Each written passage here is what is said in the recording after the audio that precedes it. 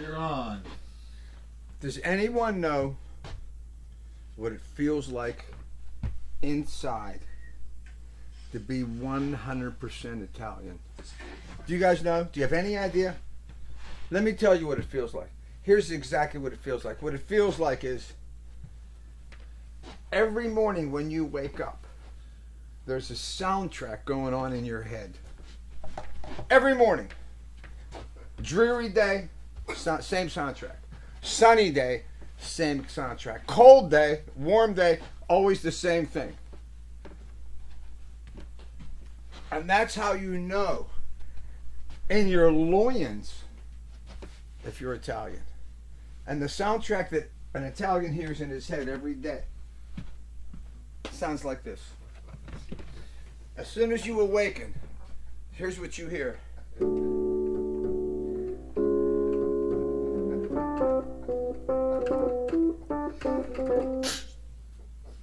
You okay, Tom? I'm all right. You're just too good to be true. Can't take my meat hooks off you. You be like heaven to munch. I'd like to have you for lunch. That's what you hear in your head every day when you wake up when you're Italian. And then there's a smell that you smell. You smell beans and greens. And you know that your mother, she's downstairs kicking ass, keeping your old man in line, putting a little bit of something on the table so everybody can have something to lick up, something that's good for you. That's what it's like to be Italian. I don't know what it's, I got a friend, Dealey, out in L.A., always talks about being Irish. And you know what he always tells me? He always tells me this. He says, you know them young Italian boys was always sniffing out the Irish girls. And the Irish girls, they're always looking after some Dago boy.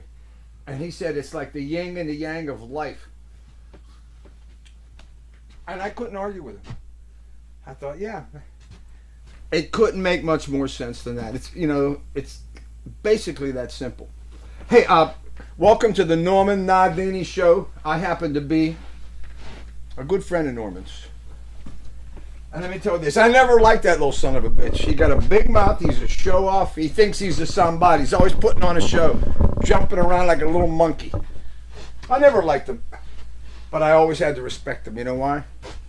Because he'd always get some business done. And yet he's not a businessman. Well, he's actually not much of a man at all. He's part monkey. I used to tell people, I'm a halfie.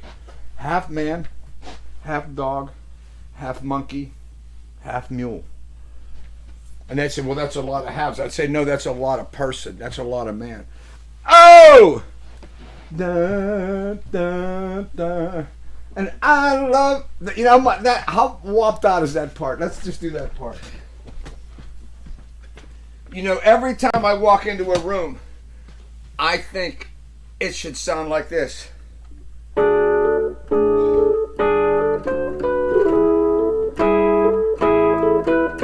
You know what I mean? That should be playing when I walk into the room so I can just come in sashaying around like, oh, how you doing? And I love, and every time I hear that, every person in the room should always go like this. I love you. You know what I mean? That's what you do. Let me see you guys do it. Get up out of your chair. Get off your soft-ass couch and give me one of these. I love you, baby. Come on, you month. Because I'll come right the hell out there. Hey, Norman Nardini show 8. I'm a little uncomfortable, a little nervous because I don't like even numbers. I'm a nutbag. And I always think everything in numbers, and I always think of, there's 2 numbers I like a lot. 3 and 1. Those, I think everything should be a 3 and a 1. When I bought my first shack, the address was 2413. And when I saw that shit, I says, you know what? I says, I don't want to buy it because it has 2 even numbers to start the address. But the last 2 numbers make it happen. 2413 Waverly Street. Rocky lives there now. And so does Vinny Q. He's under Rocky's care. Rocky maintains him as his child. You know, I think it's the only case in history, Harry show. I think it's the only case in history where the father is younger than the son. Have you ever heard of this? It's Tom. It's kind of like a miracle, isn't it? When a father is younger than his son. How can this be? Tom said, "Did he start out older and get younger as he?" Tom, I don't know the explanation, but I just know what I see. Yeah. Rocky is Vinny's parent, and yet Vinny is older than his parent. Yeah. It's you know what I think it might be? I think you could explain it as a rock and roll miracle. And, you know, miracles happen in rock and roll all the time. In fact, I always thought of myself as a bit of a miracle. This precious Dago boy. You know, speaking of situations that seem impossible, like that situation, here's another situation that rock and roll has let happen. How about a child whose mouth is bigger than his entire body? That's what happened to me. My body was this big, but my mouth was like this big. And it was like, no explanation. What was it, Tom? A effing rock and roll miracle. There he is! A miracle of modern rock and roll. They call him Little Big Mouth. They call him the Manful Handful. The beauty on duty. The wop with the bop, the guinea with the skinny. The Guido and the Speedo. The Greaser who's a what? Lady pleaser. Thank you, Harry. He's a lady pleaser. That's who he is. You know, when a man makes love, the whole job of the man in making love. Remember to close the door. The whole job of a man making love, you know what it is? Mm-hmm. To please. To be a pleaser. That's what you have to do as a man. And fathers, I don't know if fathers teach their sons that, but they should. Norman Nardini show number 8. We're going to talk a little shit. There's some people watching. Thomas Levitt is watching. You know, Thomas, I know Thomas Levitt is my brother. I said brother. My brother-in-law's brother. Oh, okay. And your sister just joined us. Well, Thomas Levitt is my sister's brother-in-law. And I'll tell you a quick story. When my parents were alive, they would say that they called it a quiver or something like this thing would always come to their apartment building and pick people up and take them to their doctor's appointments or take them to the store. The flivver. Flivver, yeah. The flivver. Yeah. Say that a couple times. Flivver, flivver, flivver. They come with onions? Fried.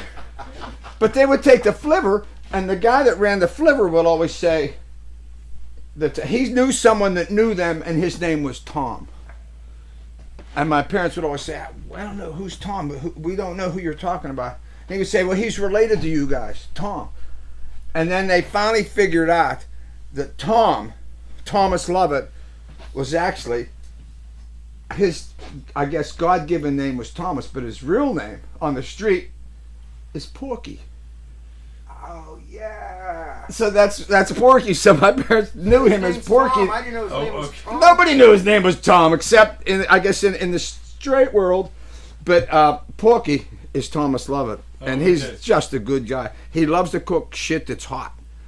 He loves to impress us by making things that are too hot for us to eat. And I was like, why would you make something? Why would you be proud to make something that we can't eat? You give us something that we can't handle because we're not man enough. Thomas Levitt, may I blow you? Duke Nardini is watching. Duke Nardini. Yeah. And Bob and Mary from Oakmont are watching. You know, let's go back to Duke Nardini. Duke Nardini. Dookie is the second child of Uncle Larry.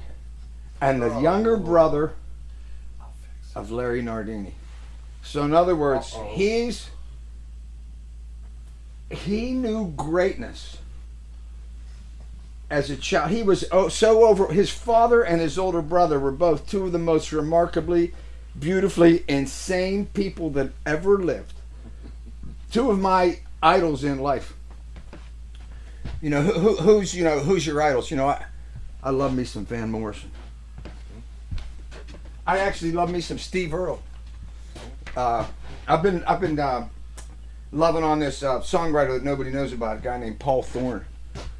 Really deep cat.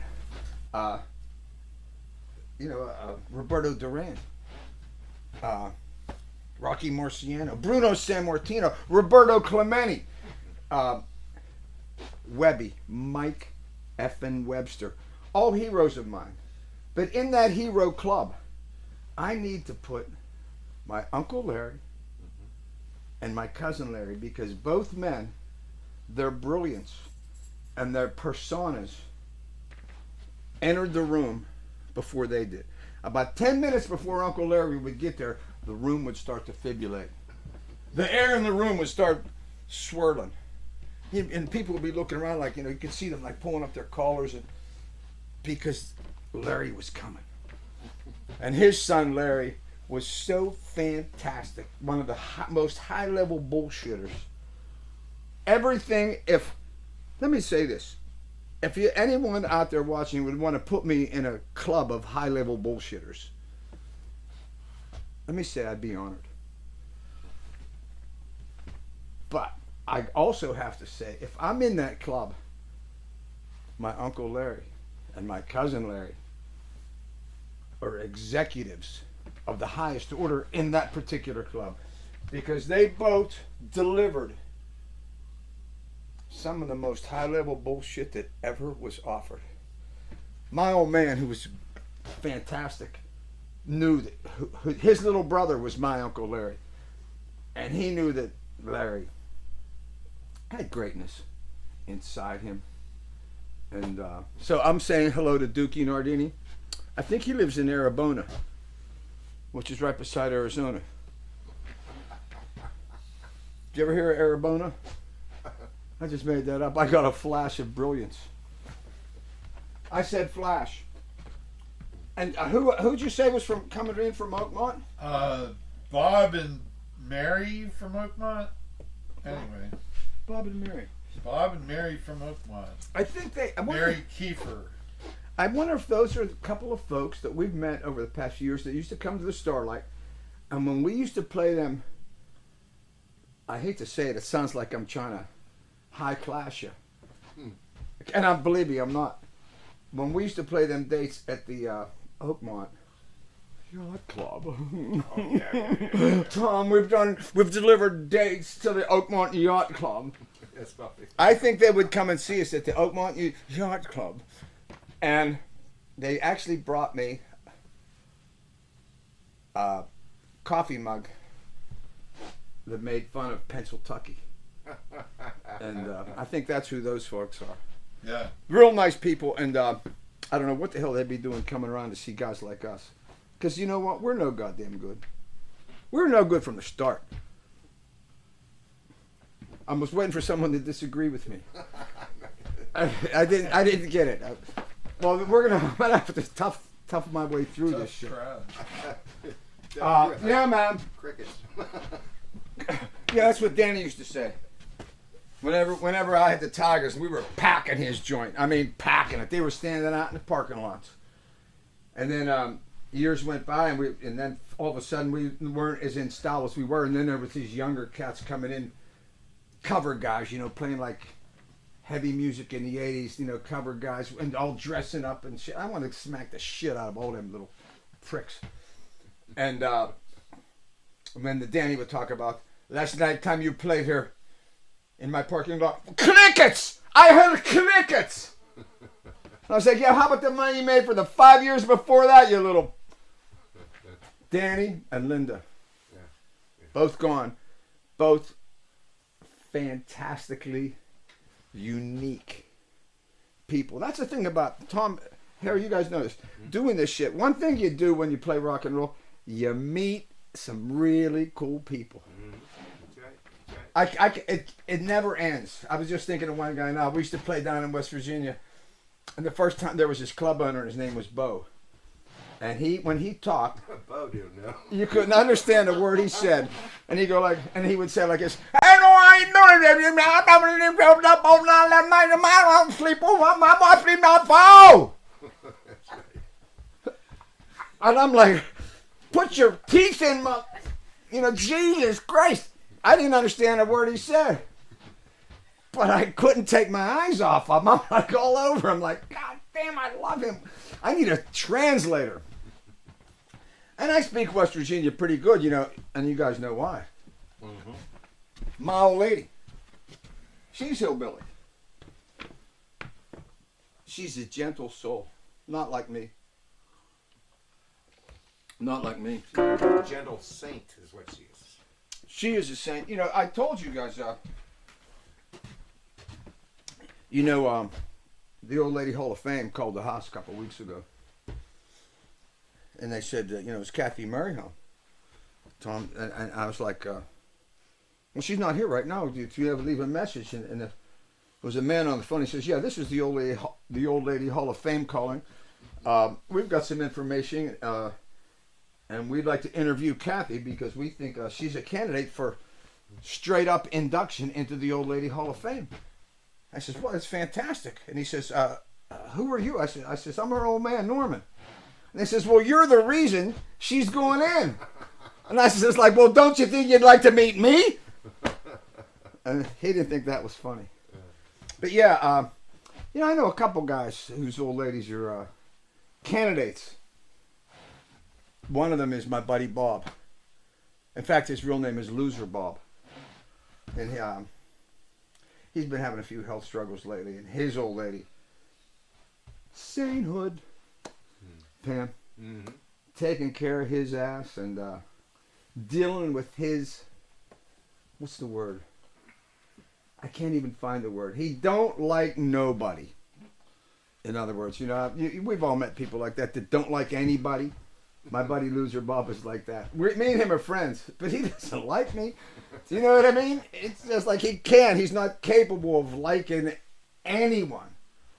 His old lady, Pam, shoe in. Shoe in. Old Lady Hall of Fame. My old lady. I love saying my old lady. And I remember people used to say, why you call her your old lady? I said, you know what? She's my old lady. It's not a disrespectful term. It's a term of, well, she's your wife. Well, for a long time, she wasn't my wife. She was my old lady. And it's a term of respect. And if you don't understand it, you're from another culture. Like I said that so that you guys would think that I have culture. I'm like whooping that shit on you. Culture. It's a good word, right? Hey, let's blow. It ain't a party till you get here. So if you didn't have to jump in the shower, you didn't have to paint your toenails, you didn't have to put on your cleanest pair of dirty underwear. Was that a line from a Chris Christopherson song? Put on my cleanest dirty shirt from Sunday morning coming down. Who's writing that shit now? Who's writing today's Sunday morning coming down? There's a couple writers that are bringing some shit. But that, put on my cleanest dirty shirt. Wow. I was thinking the other day, there's a song called, I don't know if you guys ever study on some Steve Earle. I think he's the best writer in the world. He has a new album out called Ghosts of West Virginia. And it talks about this one song in particular. It's written from a woman's side of she lost her old man in the coal mines. And the song is, it's called If I Could See Your Face Again. And the first line, every word in this song is essential. And the first line is, if I could see your face again, black with coal, until you grin. And that right there just says so much. You see his face, and then he smiles, and then the cracks in his face and his teeth, and it's so deep. When you see this other cat I've been studying, this Paul Thorne, he writes. He says, "Where was I when you stopped loving me?" It's a song. He talks about Halley's Comet came, and he was a kid when it happened, and he was with this woman, and they made love at 11:05 or whatever. These circumstances in his life that happened that were so rare. But where was I when you stopped loving me? Another songwriter that's writing at this level that when I hear that shit, you know what it does? It depantses me. It makes me naked.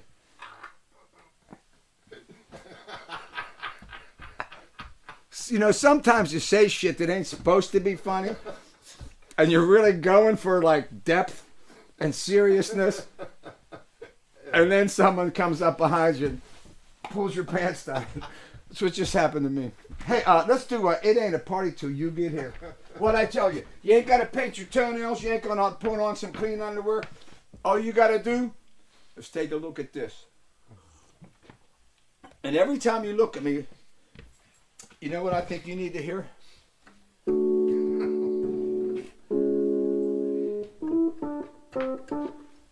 You know what I'm saying? Frankie Valli, that little greaseball. I'll slap the Get over here, Frankie! You're shorter than me. You're older than me. You got that high-ass voice. And you know what? Maybe you might have to take a slap from a Dago from the east side. Bang! That's one, you little monkey.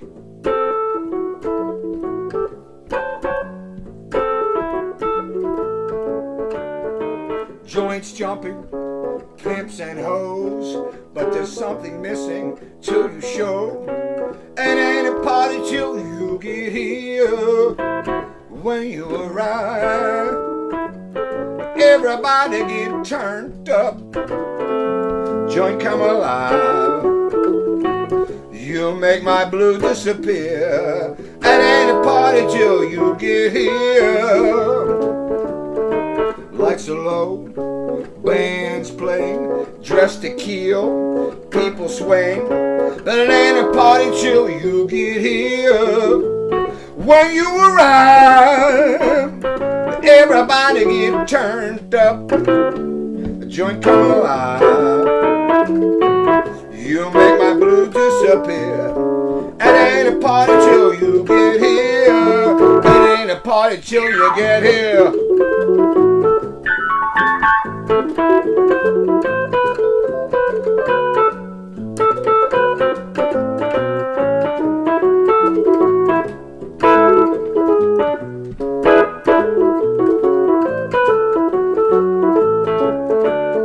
Spilling out into the parking lot. Inside the joint, it's too damn hot. But it ain't a party till you get here. When you arrive, everybody get turned up. Joint come alive. You make my blue disappear. It ain't a party till you get here. I hope I made myself perfectly clear. It ain't a party till you get here.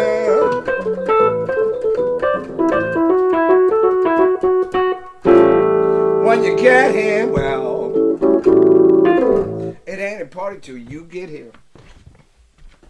You know what? We don't have valet parking.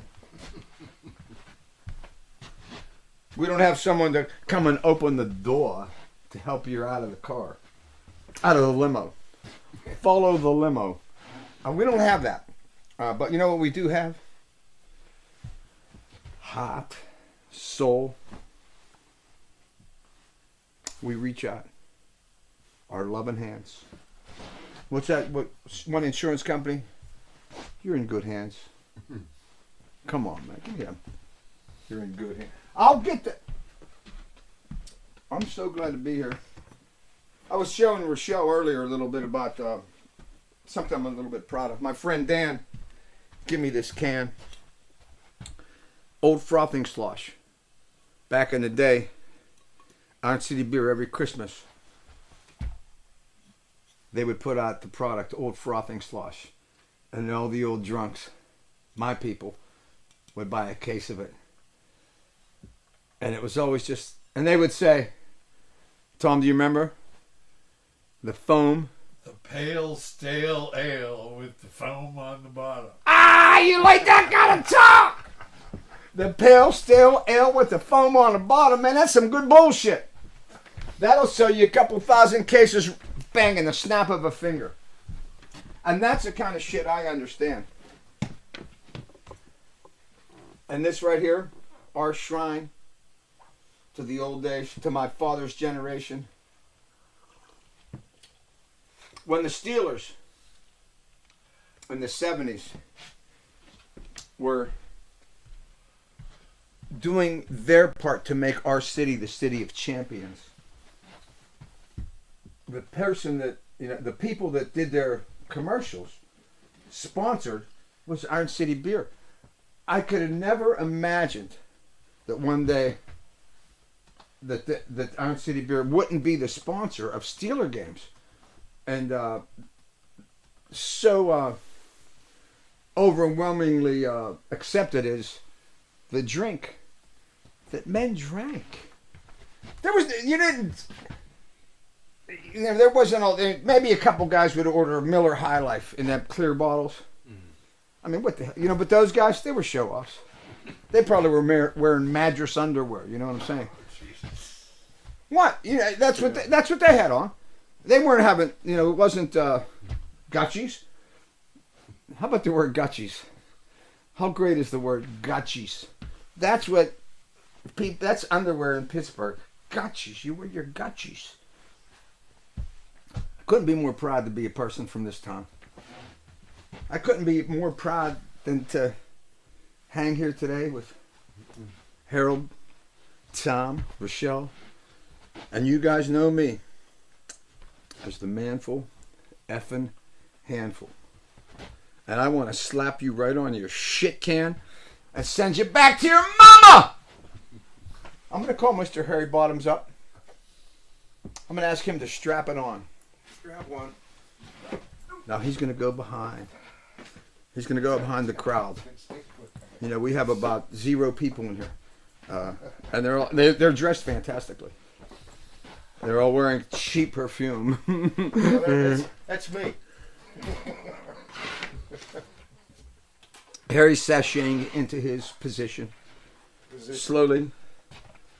You can see him, ladies and gentlemen, strapping one on. Strapping it. Tony Maggio says they used to put the label on upside down. Yes, Tony Maggio's. What's on the bottom. Speaking of I don't know if I can wrap my head around that. Yes, Tony Maggio, an Italian East Sider. He was the first guy that I knew that was kind of like a roadie. We didn't know what the word roadie hadn't been mentioned yet. He was a band boy. That's what they called it for the Igniters back in the 60s because he grew up with McKaig and Frank. That's one good Italian. You know what? He has heard good music his whole life. He knows about Got to Have You by the Fantastic Four. He knows about Wear It On Your Face by the Dells. How about the Dells? Remember the Dells out of Philadelphia? Motown ruled America. But let me tell you this. These cats out of Philadelphia, they thought, okay, yeah, we know. Motown's Motown, and they're the shit. But you know what? Here in Philadelphia, we know a little thing or two about soul music. And the Dells were the face of that to us Italians, high Italians that were into soul music. We're going to bang something out we've done before. In fact, I wrote this number with someone I don't like. And let me say this. I don't like writing songs with other people. I've done it. And that's how I got started. Working with some talented cats. Really talented cats.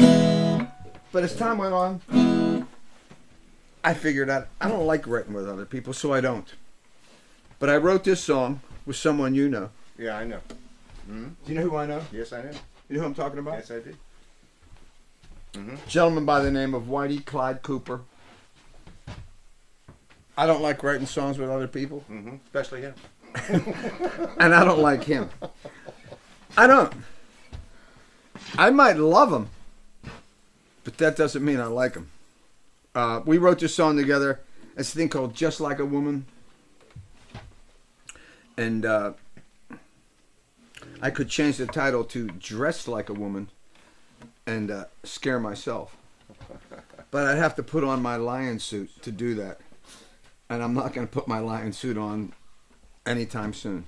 Unless Moondog wants me to wear my lion suit. Of course he would. All right, let's bang this out. Send this out to Whitey Clyde Cooper. And let's hope he's not watching. It's a little thing called Just Like a Woman.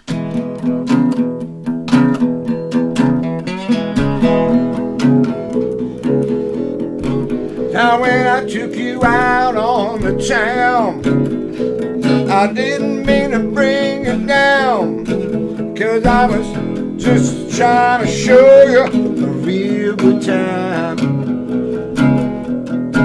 I ain't at little French restaurants. You turned your head and you walked out, 'cause I was drinking beer instead of wine. Now ain't that just like a woman? Ain't that just like a woman? Ain't that just like a woman? Ain't that just like a woman? Ain't that just like a woman? She really blow your mind. Now when I took you to the movie show, you said you really, really wanted to go. But when the curtain went up, you said you changed your mind. I told you all the money that I spent was worth every cent. You said, wait a minute, baby, I'm worth twice the price. Ain't that just like a woman? Ain't that just like a woman? Ain't that just like a woman? Ain't that just like a woman? Just like a woman, she really blow your mind.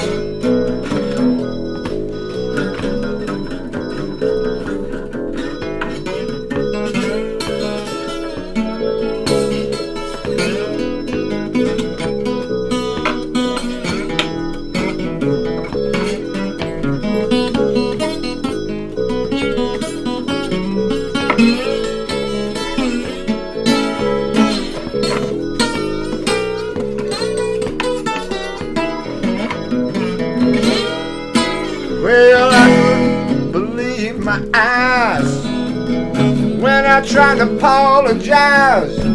That's when you pulled me close and said, you're my kind of man. Said, baby, can't you see? More than a fan of me. You gotta take me, baby, any way you can. Ain't that just like a woman? Ain't that just like a woman? Just like a woman. Ain't that just like a woman? Just like a woman, she do you every time. Ain't that just like a woman? Ain't that just like a woman? Ain't that just like a woman? Ain't that just like a woman? Just like a woman, she really blow your mind.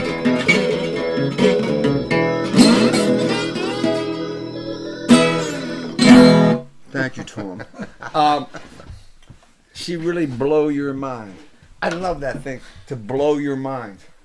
You know, I don't think anyone's mind was ever blown until the 60s. Was that when mine started being blown, Tom? Do you remember?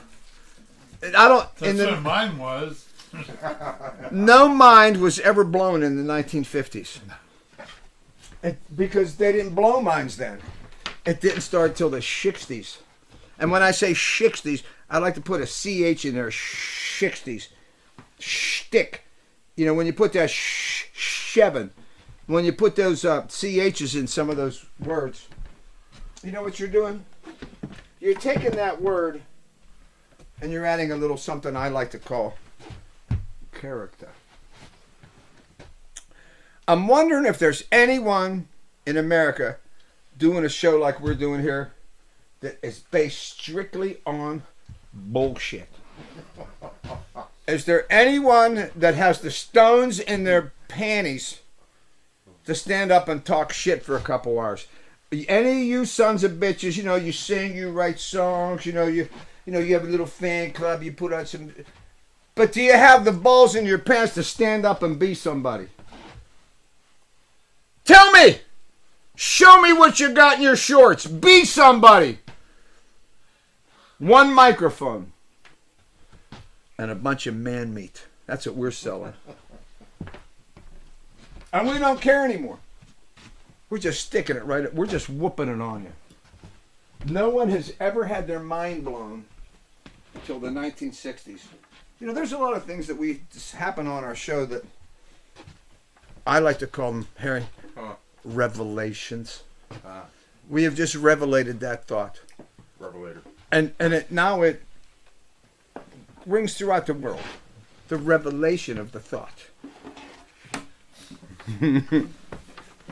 Oh, and then Norman straps it on, looks into the camera, and he says, he walks backwards, and he thinks about a number.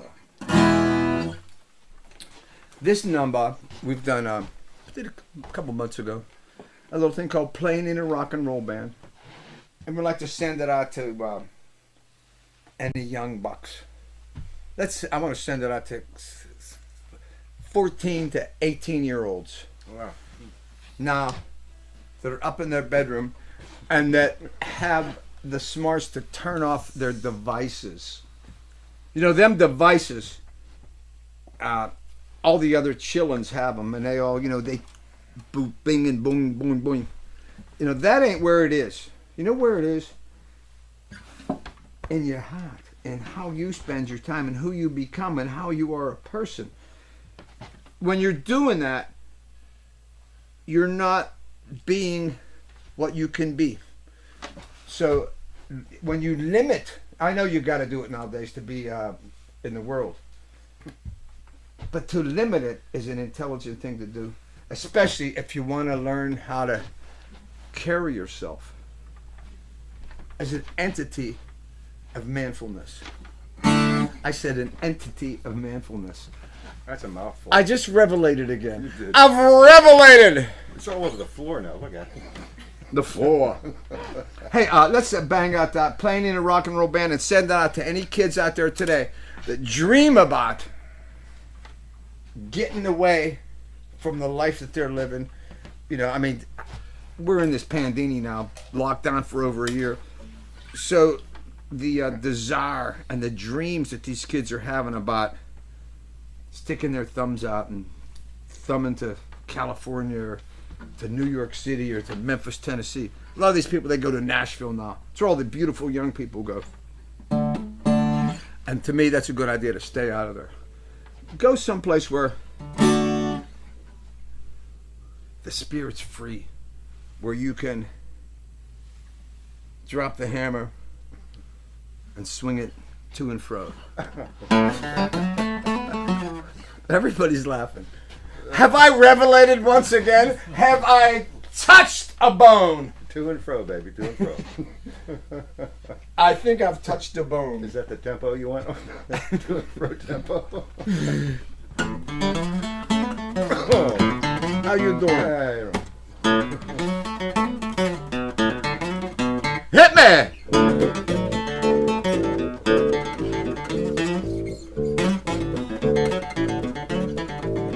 Now there were times when I thought I'd never make enough, and the times where they taught me to play rough. And there's places that I've been I'd never go back to.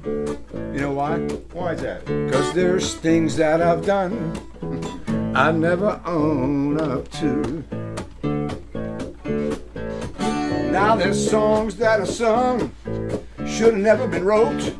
Times when I couldn't find the right notes, but I'd drive all day, then I'd sing all night too. Now there ain't nothing in this world that I'd rather do. Everybody sing with me. Playing in a rock and roll band, it's all I ever knowed. And being out on the road, it's just like being at home. Doing all those one night stands, that sound like fun to me, boy. I grew from a boy into a man, playing in a rock and roll band. No guitars and amplifiers, they're like old friends who never let me down. And every new song that I write, it's our ticket out of town. Man, there's nights I'd be out there, sick as a dog. And that time in Buffalo, we drove through the fog, but we got where we was going, and we really put on a show. Man, I guess you could say we really stormed Buffalo. How about all the disappointments? Every time we've tried to climb up on that ladder, but it seems I've always slide right back to the bottom. All we have left is our pride.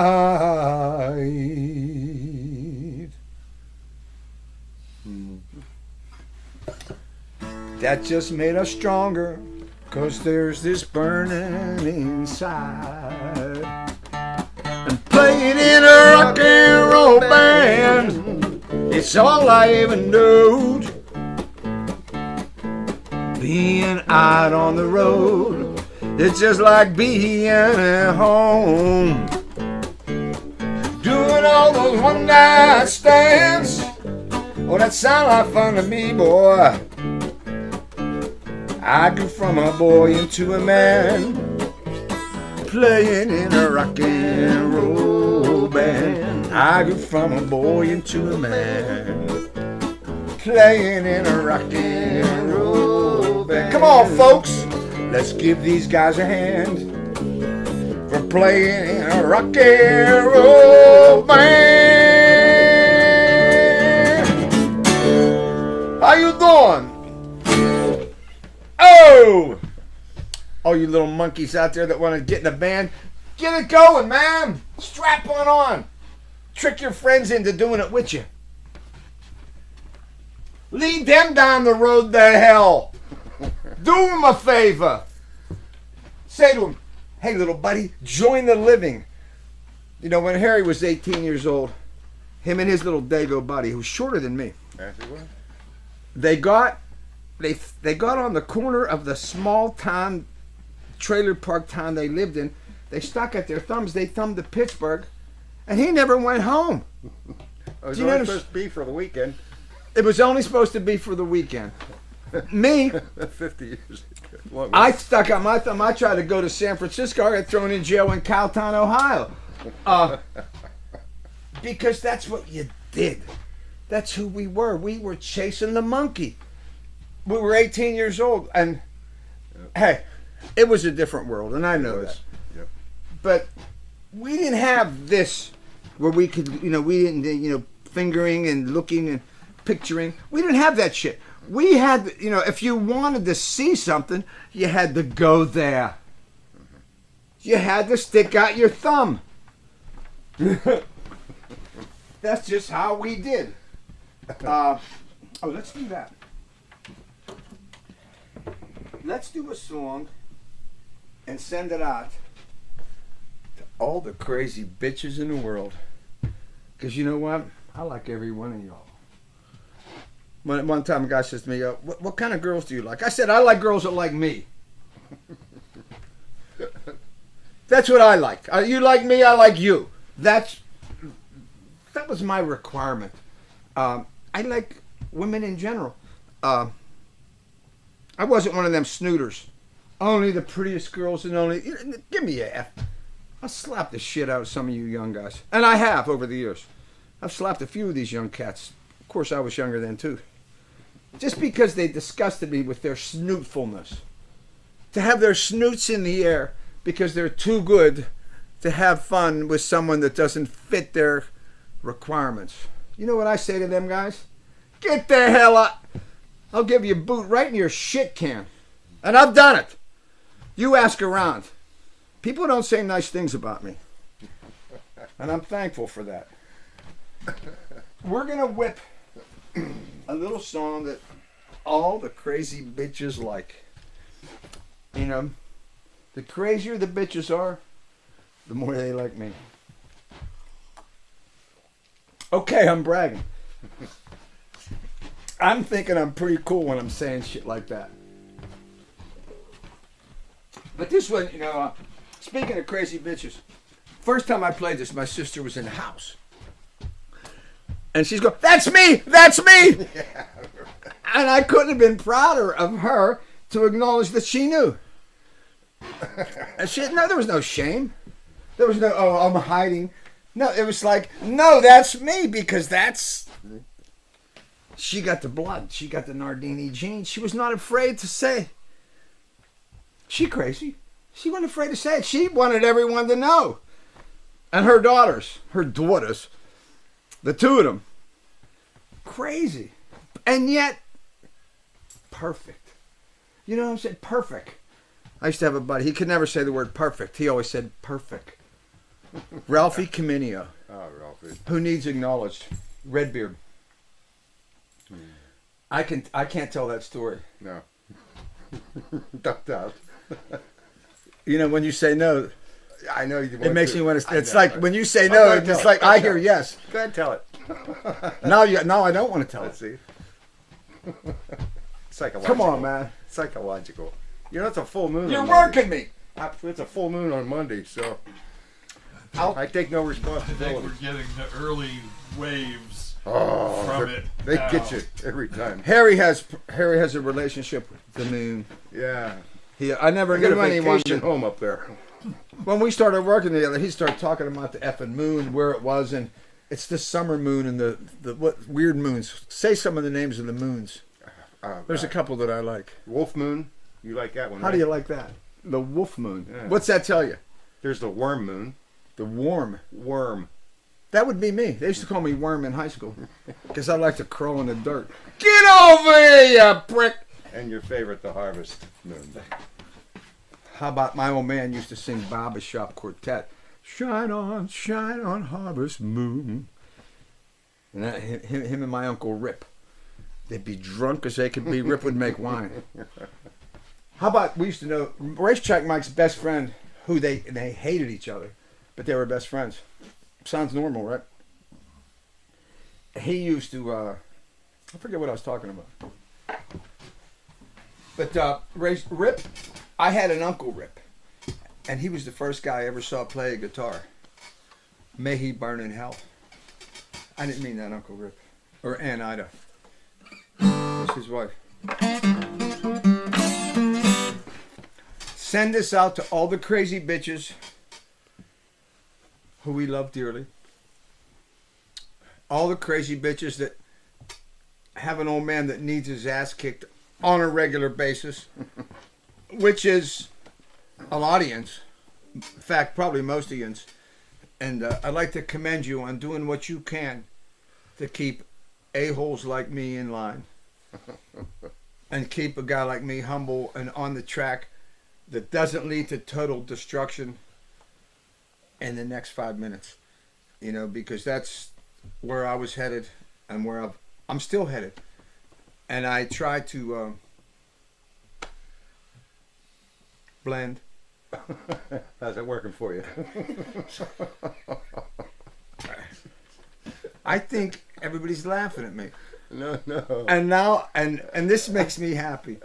This is what You're going to be hilariously funny later on. That's what makes me happy, when everybody's laughing. Now we got a party. When everybody's laughing, shit's flying, and you know what? That's what it is. And we hope, Tom, that our people that you catch it, you know, they come in, they talk to you, and they say things, they type things in. We hope they're laughing. And we hope they're having a good time with Norman Nardini show number 8. Number 8? Number 8? I'm just one off, right? Number 9, number 9, number 8. Oh, the next one will be number 9. Yeah. Moon talking, it ain't me. He's feeling it. The moon's throwing its voice. He's feeling it. You know, Harry told me today, he said, he talked to Danny about coming out. Danny wanted to show up, but he said he didn't feel well. He had to meet his connection. He says he couldn't get his strings untangled. I don't know. And he had to meet his connection. Yeah. And that didn't seem to work out. And we couldn't help him out on that regard. So not today anyway. But try this out. It's a little thing called She Crazy. It's in the key of Gee Whiz. Tom, I don't know if you guys have noticed this, but Tom, in his own freakish way, has been joining in with Harold J. Bottoms and myself. And he's been adding what I would call harmonic deliciousness to what we're doing and giving me a chance to, you know what? Float on top of it all. Like a little fairy. He said fairy.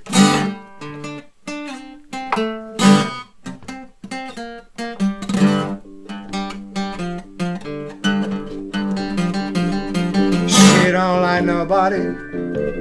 You can tell her a thing. The leaves are changing colors. She'll tell you that it's spring. She crazy.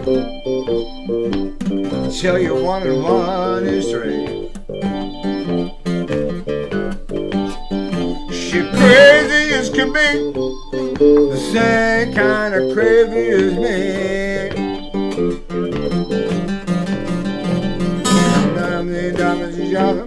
You can hear us all over town.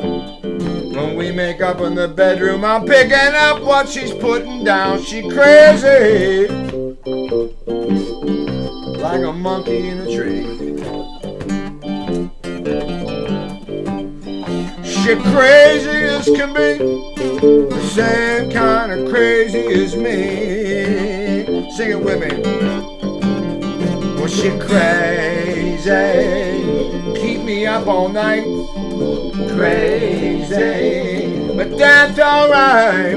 She crazy. Last time I was in jail, crazy. Bitch wouldn't pay my bill.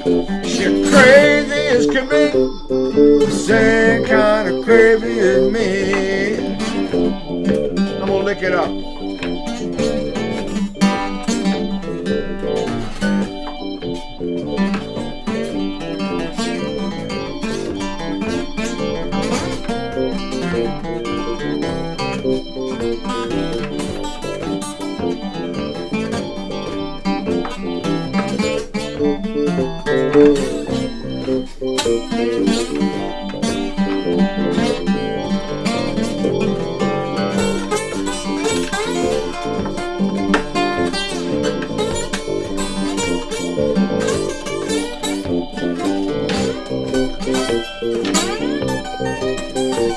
What the hell?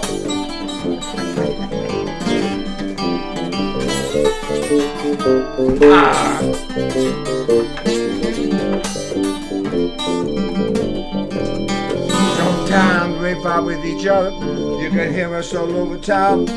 When we make up in the bedroom, I'm picking up what she's putting down. She crazy. She make love passionately. Well, she crazy as can be, the same kind of crazy as me. Well, she crazy, she's certified crazy. Got the evil eye. She crazy, she as a loon. Crazy, Harry's howling at the moon. Ow. She crazy as can be. What? The same kind of crazy as me. Turn me. Well, she crazy as can be, the same kind of crazy as me. Ow!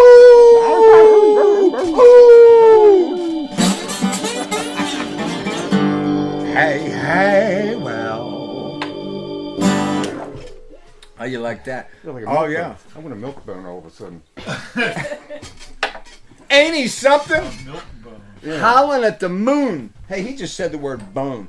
One of my favorite words ever. Bone. You remember it fondly, do you? And here's all that's left of that man. Bone. No, I don't know if any words could be greater than the word bone. It's one of them words that works in all conversations. Bad too.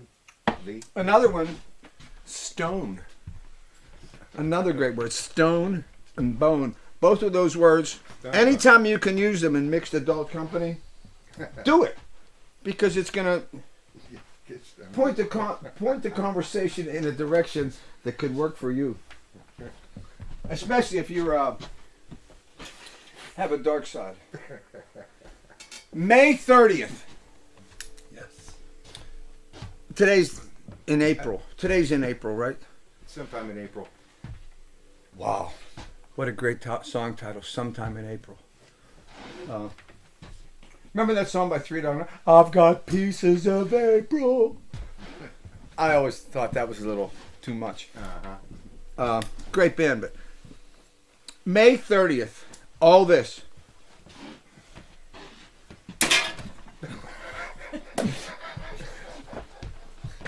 All this. Couldn't have said it better Thank you, myself. Tom. Thank you. All this. It's, you know what I'm going to do? I'm going to stack it up. I'm going to put on the Sirius Shrine stage. In all its glory. You know what it's going to be? It's going to be up there. Stage, center stage. And I'm going to be like this here. Side to side. Front to back. I'm going to be throwing it. Showing it. Blowing it. And it's all going to come down on May 30th. First gig after the Pandini. Oh, yeah. Drink it in. Hey, gates open at 3 o'clock. And at 4 o'clock, a good buddy of mine and a freakish man who's been freakish the whole time I've known him, actually.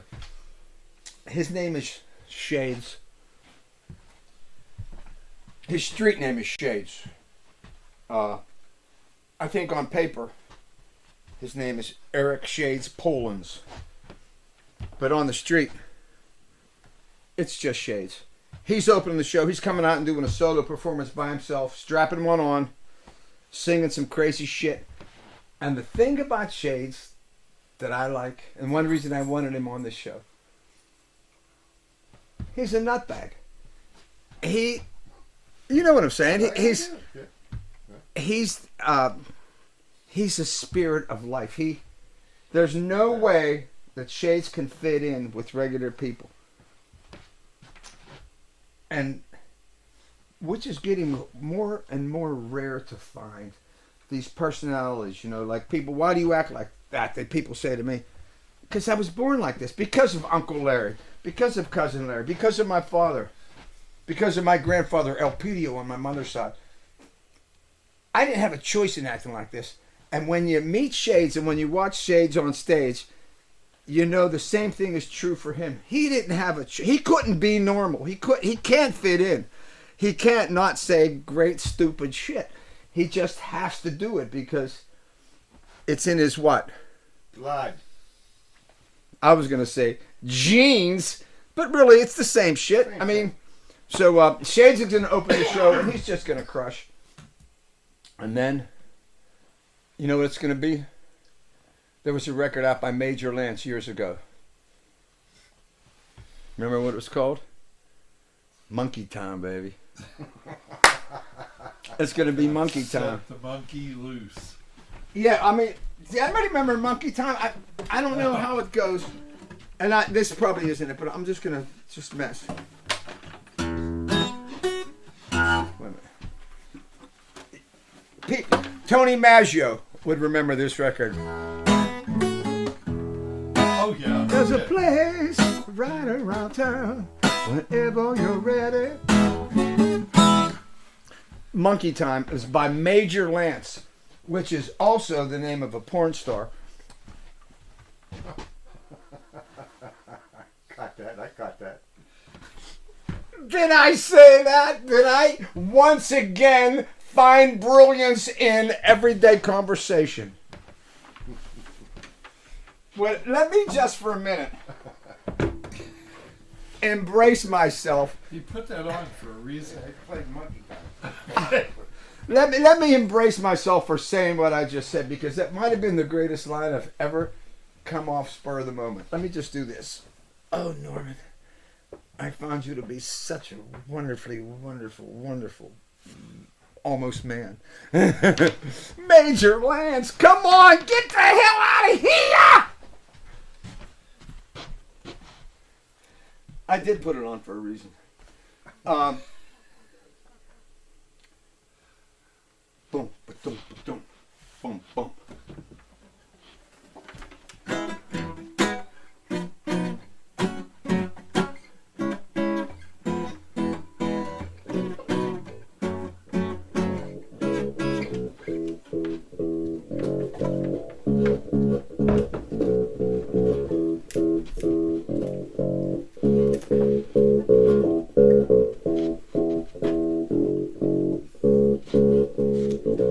Well, here I am, I'm ready for you. I hope you're ready for me.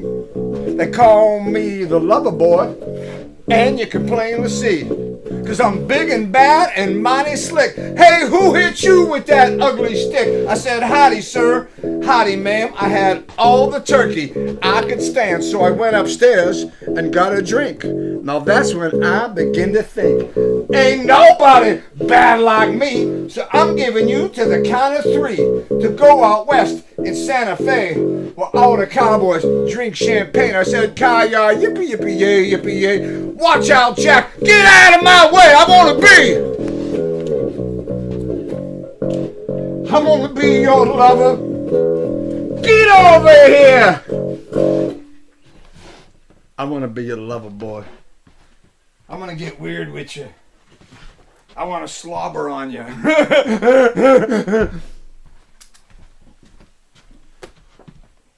I know. I'm going to calm myself down. I can't get over my Major Lance. Major Lance's daughter is the mayor of Atlanta. Says Jack Snyder. Jack Snyder from Cleveland. I don't know. Jack Snyder from in my phone. Jack from Cleveland. Jack Snyder and the Great Balls of Fire. I said balls. Balls is a great word. Bone, balls. These are great words. But hey, Jack. Jack worked for one of the major labels. He was a promotion guy for years out of Cleveland. A great rock and roll city. Maybe the greatest rock and roll city. There's evidence that Cleveland may be the premier rock and roll city in all of the world. I can't believe, hey, I'm so glad that Jack Snyder would be tuning in to all this. I'm going to strap on and we're going to play a song for my folks. Look, a few of these songs we've been doing today, we've been doing on the show the past few months, because we haven't been able to gig and get out and play them all the time. I need to keep playing them on our shows so that I can have them when we do start playing again. I'm used to, you write a song, you don't have to play it all the time because you're gigging 3-4 nights a week and you just have a library of numbers that you call. But a lot of times these songs that we're playing nowadays, I'm playing them to learn them and to establish them so that when we go back to work, I have new ammunition to torture people with. and torturing people, that's the business that I'm in. You know, my rock and roll hero, Tiny Tim, when I watched him marry Miss Vicky on the Johnny Carson show, my life changed, Tom. I don't know if you were there that night. I saw it. Harry was there. Yeah. Rochelle, you weren't there. You didn't see Tiny Tim get married to Miss Vicky on the Tonight Show. No. Tom, did you see that? Were you Yes. there that night? Yes. We were all there. It was like the Super Bowl of rock and roll marriages. It was. Yep. Tiny Tim he was bringing something and coming from some place no one else has come from since. And that's all I can say about it. There's nothing more to be said than that. Tom, can you say anything about Tiny Tim? Tom's just shaking his head. Harry's got his head down. That's from Slobber. I'm starting to get excited. I'll say one thing about Tiny Tim. Go ahead, H. He played a nice ukulele. He did. Okay, TT. NN, TT. We have that in common.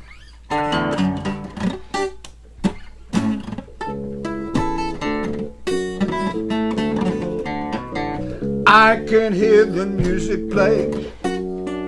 All the people start to sway. Deep inside, I feel an urge to hold you close to me. All the magic of a danceland night. You in my arms just feel so right. Jitterbugging the night away. And then you hear me gently say, dance a little closer to me. When we move into harmony, all the world starts to glow. So dance a little closer to me.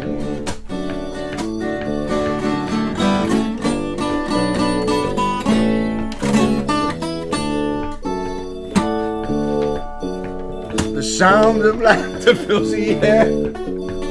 Friends and family gather there.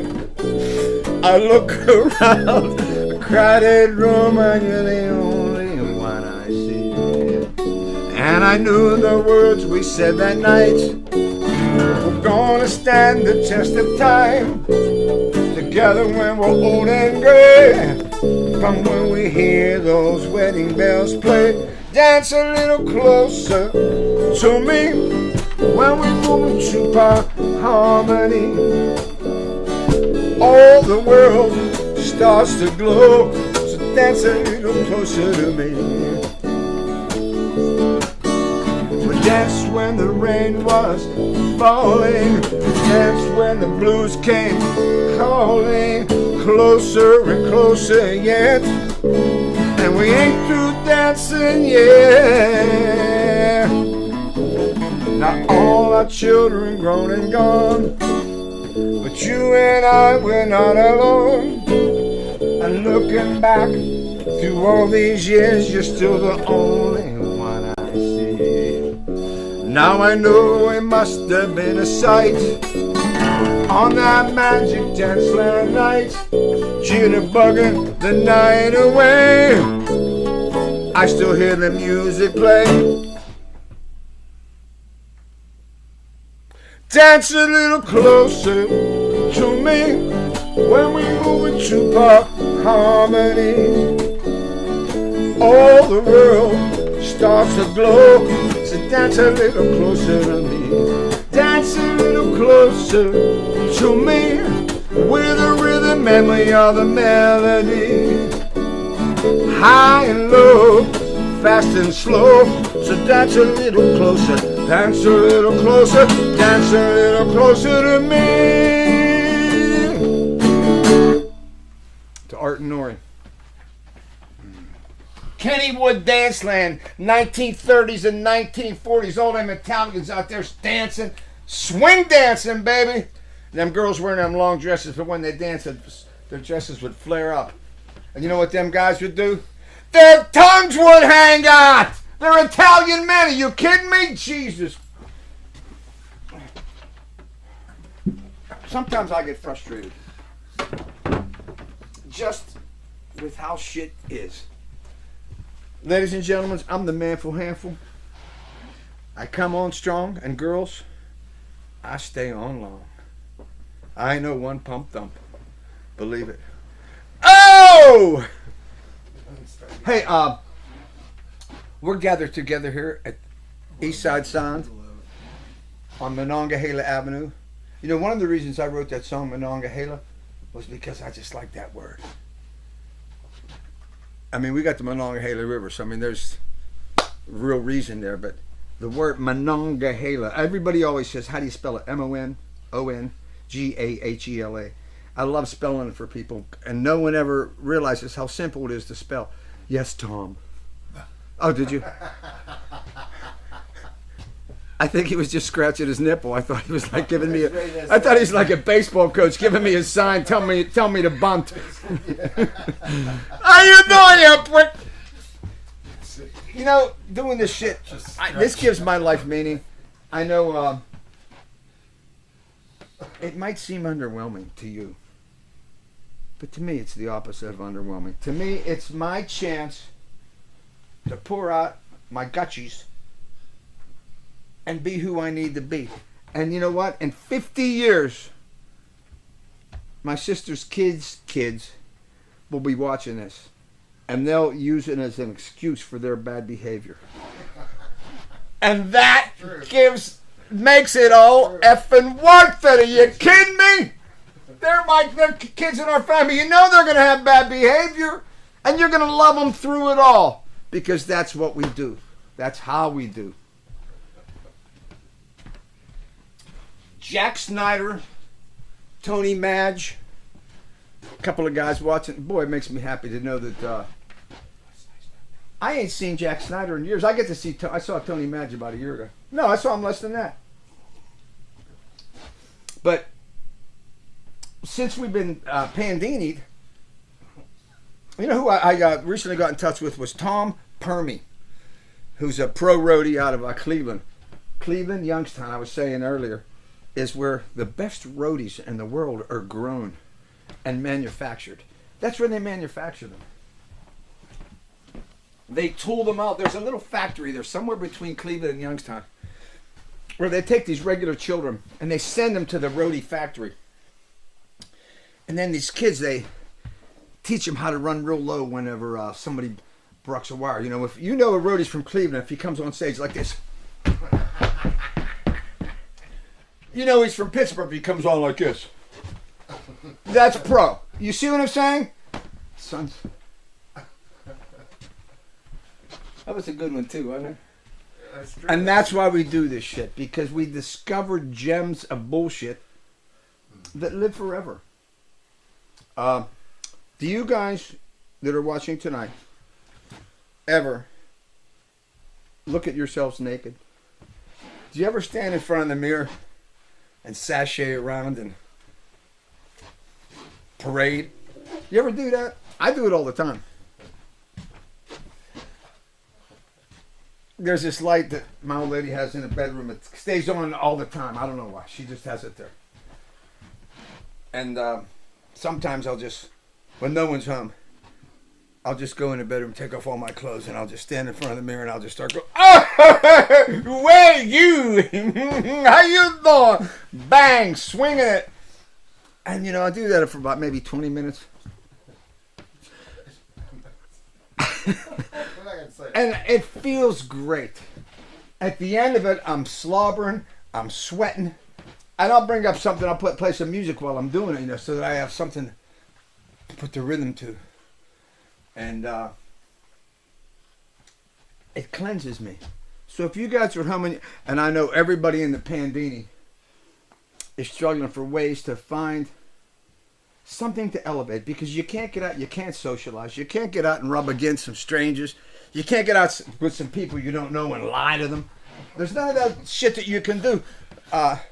So you have to look for ways, and I'm telling you, as a doctor of emotional stability, I have I have a degree in, I studied emotional stability, and I've created these courses and how to enter a room, how to lift one's spirits. And these are things that I'm revealing to you. The naked in front of the mirror. Shooing, it's a guarantee to make you feel better. I don't suggest doing it when you're old ladies, though. But as soon as that bitch leaves the house, here's you. You know what I mean? Hands in the air like you just don't care. You know, there's a little shithole on a certain side of town where a couple of aimless, monkey-minded, directionless, beautiful, beautiful men gather. Sounds like you. I'm making it sound so good it makes you want to be there, right?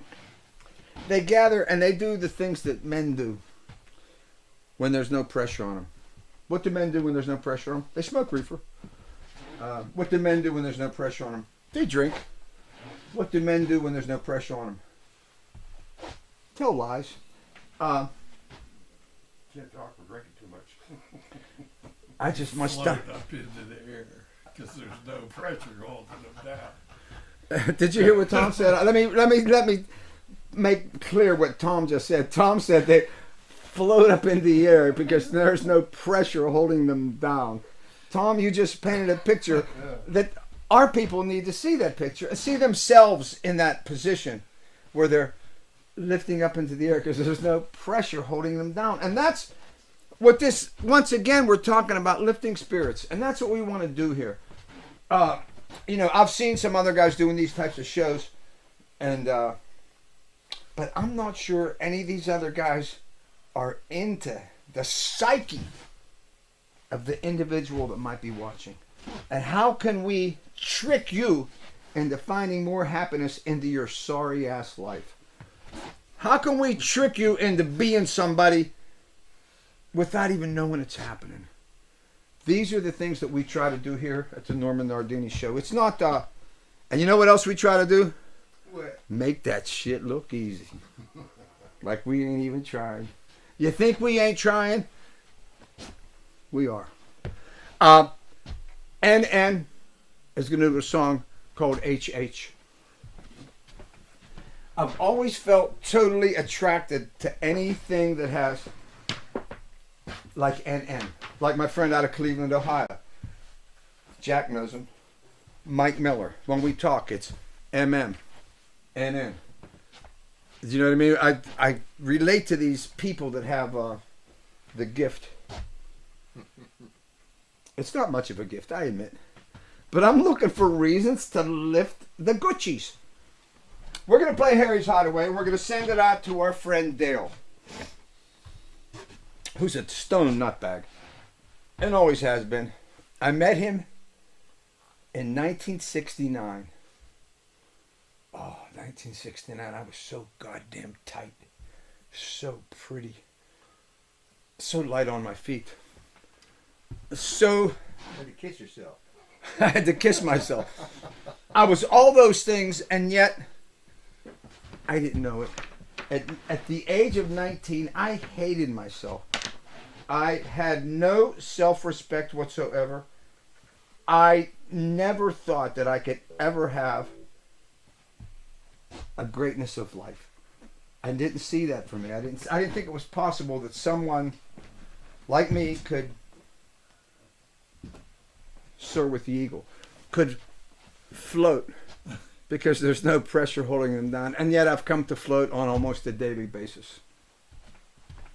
We're going to whip it on you and send it out to Dale, who was one of the first persons I ever met that was doing shit he shouldn't have been doing and making that look easy.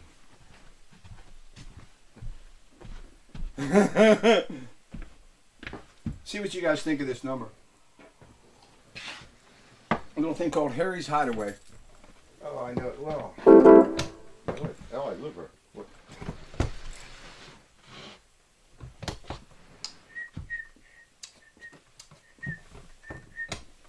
one. Where the boys go to play in the middle of the day. Somebody gonna bring some shine. If you grow a pair, I could take you there. Don't tell your old lady, won't tell mine. We'll have a holiday at Harry's Hideaway. When you walk through the door, best be ready to pour a little something in a Harry's cup. Then he shouts hallelujah, man, that'll do ya. Round and start to roll a one up. Yeah, just another day at Harry's Hideaway. Harry's gonna do what he's gonna do. It's all part of the show. He likes to sing a little ditty by Conway Twitty, strumming on his own banjo. Yeah, the picking and the playing at Harry's Hideaway.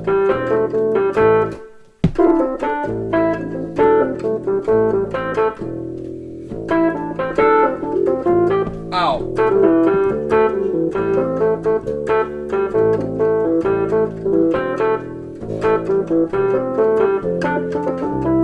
Let me do another one of those.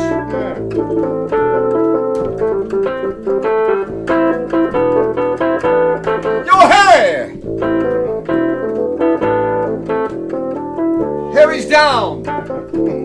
Just a piss.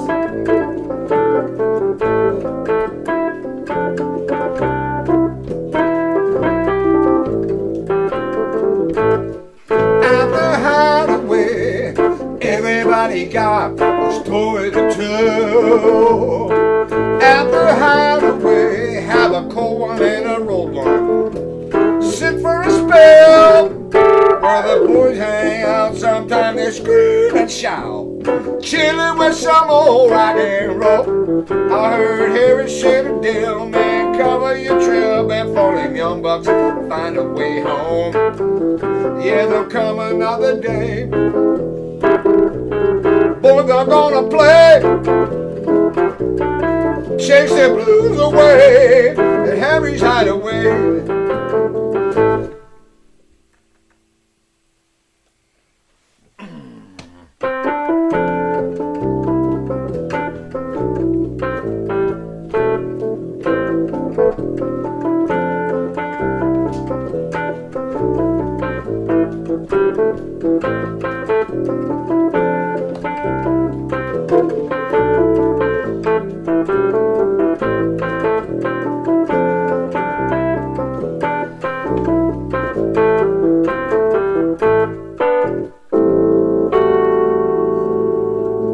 H, baby.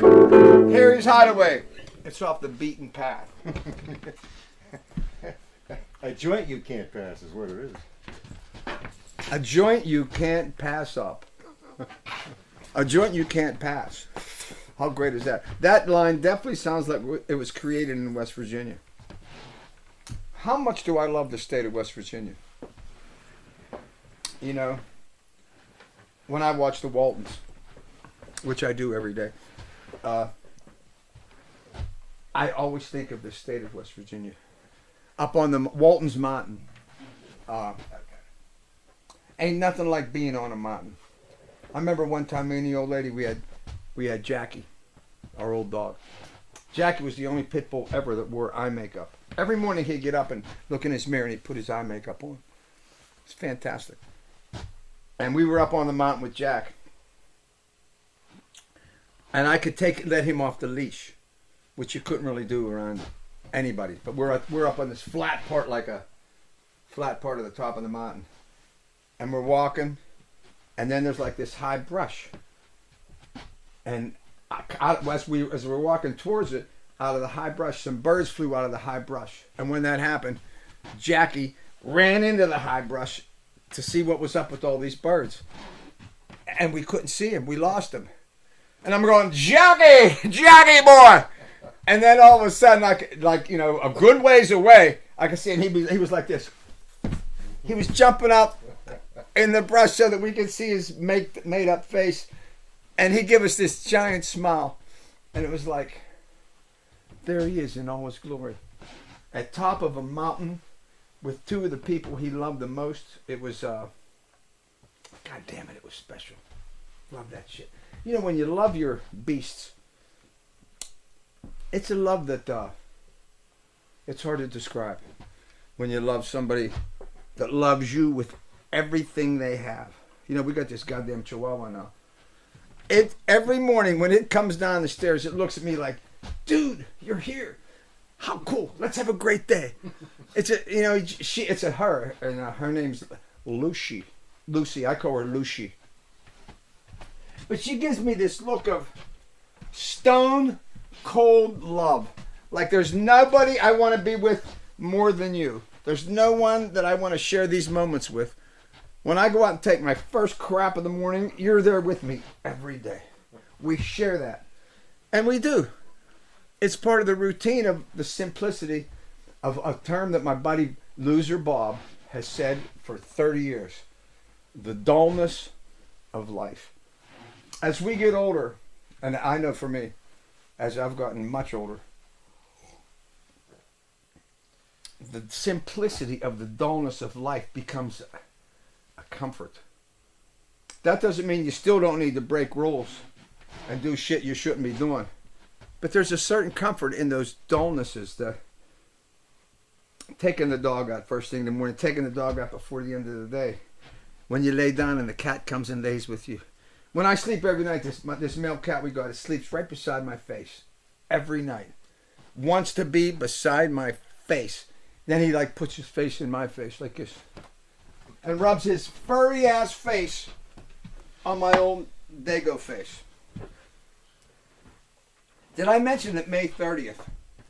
Yes.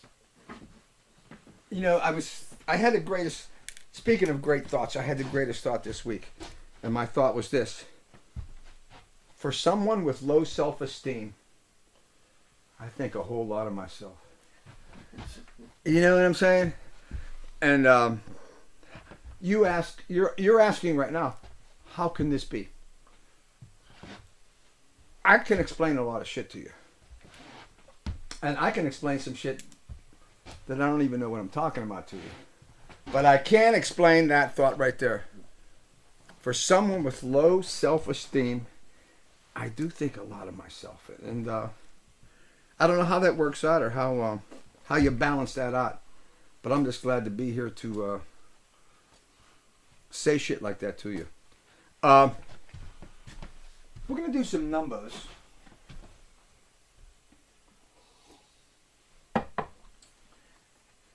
I've got a couple things here. This is another one that we've been doing a lot lately. It's a song I wrote about Racetrack Mike. Does anybody in our audience know what this is? I'll give you a second to type it in, Tom. Look and see if there's anyone that can tell us what this is. Does anyone know what this particular device is? Any roadies, musicians, old ladies that might be watching? Some kind of gynecological device? No. No, Harry. Okay. No, it isn't. It's a cheetah. Tom called it a cheetah, and there are people that might call it a cheetah. You know what it really is? Capo. Rochelle said capo, Oh, very good. and there are people that might call it that. But what it really is, it's a major league Texas ass grabber. And you take this here, and you get some ass meat, and you get it right in there, and you know what I mean? And then you attach it to it, and then you can pull your hand away, and it'll just hang on some ass, holding the meat. And ooh, I just let one go. James Dealey says it's a beer opener. James Dealey says it's a beer. James Dealey. I was wondering when he was going to show up. I'm so glad Dealey's. Hey, Deal! Yo, Deal, take me to him. One of my favorite people in the world, James Dog Dealey. I remember when we met him. I'm like, who in the hell is this nutbag? And he used to live in our closet. And you know, whenever we left Jersey, he came out of our closet. But you know me, if I go the other way, I'm not going to come out of the closet. I'm too short. I'm going to come out of the cupboard.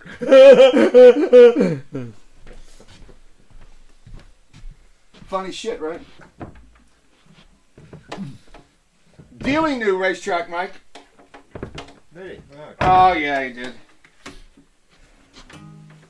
Dilly had a reputation on the East Coast. I'm not going to reveal it right now, but they all knew him as one. And you know what he was? He was one of us. But you know who else he was? Aside from the nutbag shit. When we moved out to Jersey, I had a buddy, Mahoney, who introduced me to King George, who owned this very hip bar in Long Branch called Cheers. Yeah.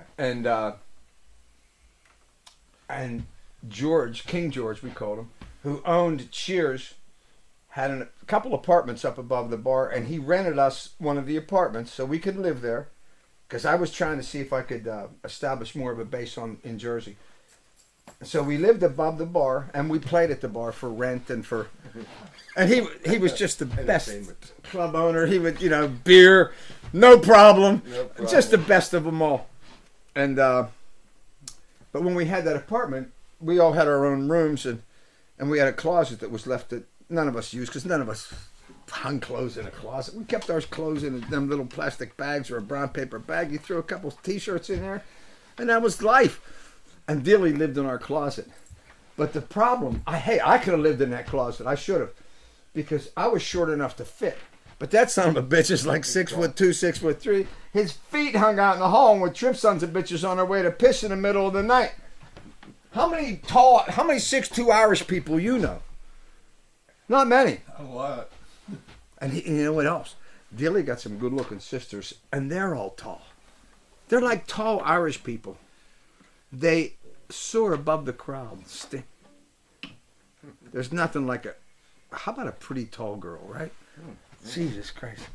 You know, a lot of Italians are looking at her like, you know, they're trying to stand on a shoebox just to get a better look, because it's like, God damn. It's like a miracle that God made a tall woman. How fantastic. It's just breathtaking. We're going to send this out to the memory, to the legend of Racetrack Mike, who called himself Boston Mike. One of the most amazing people I ever knew. And as I talked about my cousin Larry, my uncle Larry, high level shit talkers, you know. Men that when they walked in the room, everybody shut up and said, let him go. And they would like dial themselves back, because they knew they were in the presence of what? Greatness. You know, and greatness doesn't mean money. It doesn't mean recognition. Greatness is inside someone. You know, like a certain character. You know, sometimes you'll see it in a movie. Remember the movie Cool Hand Luke? That character, Luke, greatness. Remember the movie, the mini-series, Lonesome Dove? Remember that? Robert Duvall's character, Augustus. That character, greatness. It's when you see these kind of cats that just their presence alone shines a light. That's all I say. Their presence alone shines a light. Dealey, in his own tall Irish way, son of a bitch shines a light. He does. And I don't like saying nice things about him, so I'll say no more. Say no more. Okay. To the legend of Racetrack Mike.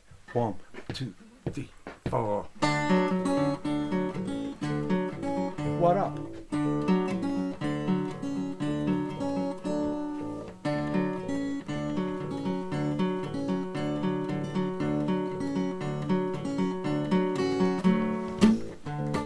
Voice rang through the barroom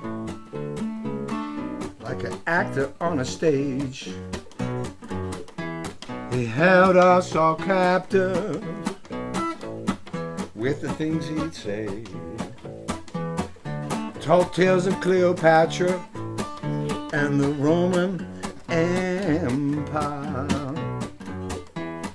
We would buy drinks to fuel the fire, with a cigarette dangling, a whiskey on his breath.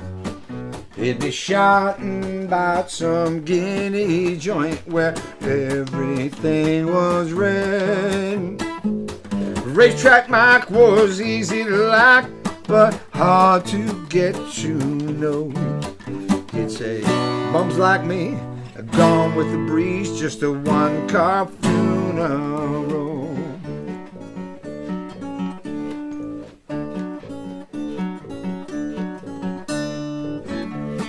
Mike followed the ponies from Jersey to FLA.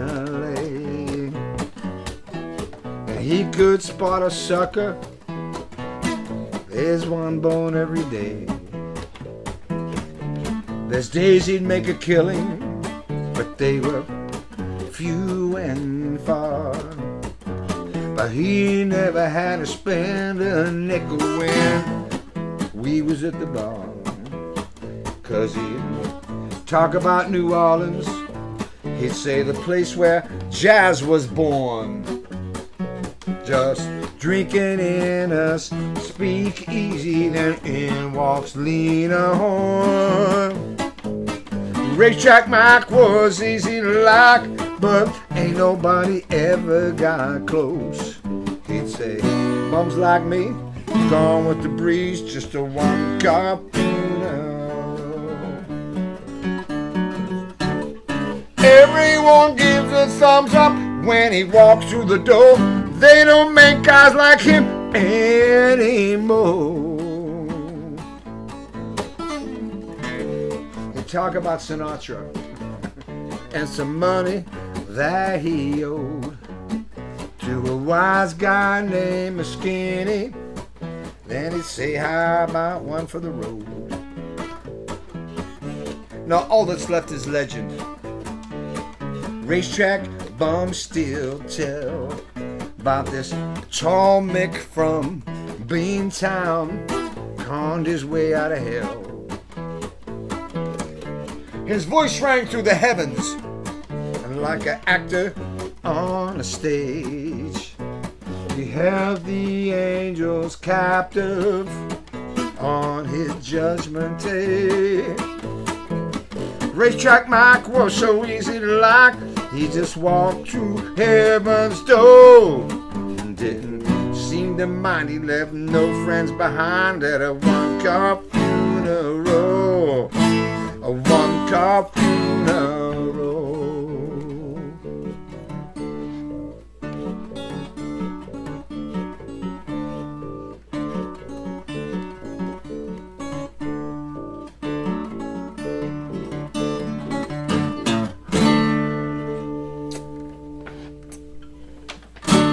One-car funeral. How you doing? This tall Mick from Beantown conned his way out of hell. Now that, well, that just reminds me that Dealey isn't the only tall Mick. That's true. Because Racetrack Mike was a tall Mick. They just don't make a ton of them. No, they're rare. They're very rare. But not as rare as tall Italians. Because they make us pint size. You know what they do? They shrink us down. They put us in a vice when we're just precious children. And then they scrunch us down because, you know what, if we were tall, us Italians tall, if we were tall, it wouldn't even be fair at that point. I mean, because it's not even fair now. Because our genes are so rich with so much in this Italian bloodstreams that if we were tall, it wouldn't be fair for the rest of the world. That, you know, they'd have to kill us. They'd have to kill us. If we were tall, you know, we would just dominate. Domination. Hey, is anybody watching, Tom? Do you think there's anybody out A lot there? of people watching. No, there ain't. There's not one goddamn person watching what we're doing here. There ain't one person watching what's going on here today. They know better. Then people know better.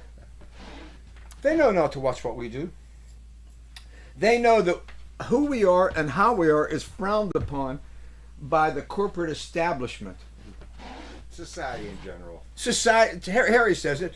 Harry, come over here. What happened? Say it. Society in general. Can you say that? Here, wait. Now get your teeth in. Society in general. See how he did that? He just flowed right out from under his mustache. And let me tell you this: that Marry me. mustache. Marry me and save the ranch.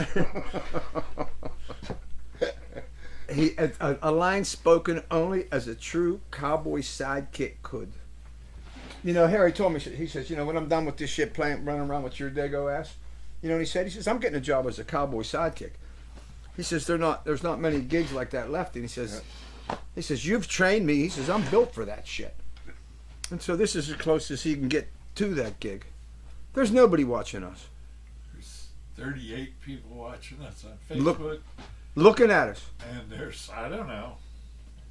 Do you think there's any, do you think 40. Do you think I need to tell any of them off? Not right now. Do you think I need to tell any of them sons of bitches, you know, read them their rights? Do you think I need to slap anybody? Is there anybody out there that needs slapped that I could just cuff them? That's what I like to do. I cuff real quick. Good cuff. Tell them when I do it, it happens real fast. Just like this, bang. And then it's over. I go like this. Travis Connolly is a tall Mick from Swiss Elm Park. I know him. Do you know him? Yeah. He's a good boy. He's younger than us. Yeah. He's probably about 20 Everybody's years younger. than us. Tom said it right. Everybody's younger than us. Hey, we're thankful to have you. Did I tell you guys what it feels like to be Italian? Do you remember? Da, da, da. Let me hear you guys do it. Everybody, we'll do it all together. Da, da, da, da, da, da, da, da, da. Here we all do this. I love you, babe. That's the move. That's the power move. See, you got it right in here. They're called hips, and you take them and you thrust them. Do you know what I mean? Thruster. That's the exact spot where you have the chance to show what you got in your shorts. Watch how I do.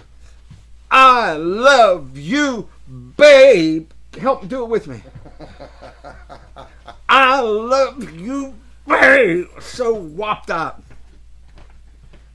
I love it. Who it is, how it is, where it is, what it looked like. Got a little under 20 minutes. Okay.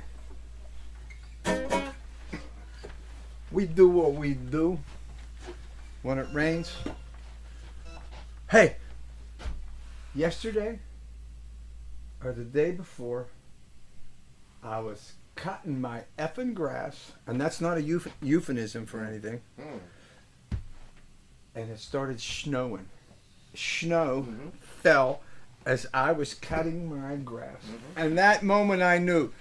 And I just thought to myself, I am everywhere. I am every man. What the hell? That's what I felt.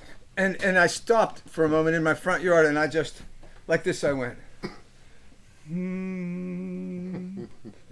I stood there for maybe 4 or 5 minutes.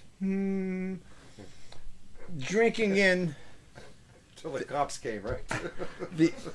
every man, every moment that I. Neighbors are all bringing their kids in. Well, that reminds me of that thing I told you about with my mom. Yeah. Well, my mom was living at the house. I hadn't bought the house yet from her. And I was taking care of her, and I was bringing her home from the hospital.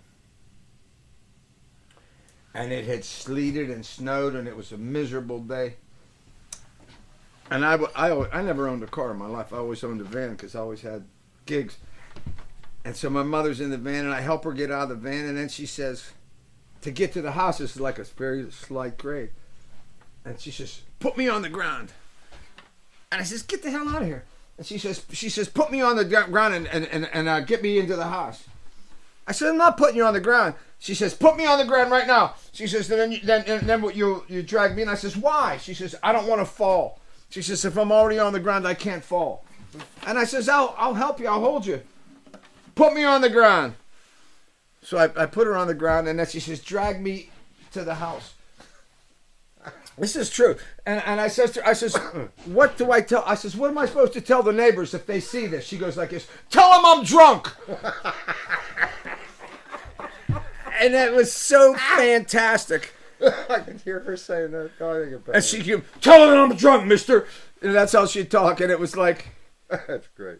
she was so amazing. Such a powerful force of a person. My mother was just like, she was like a fist.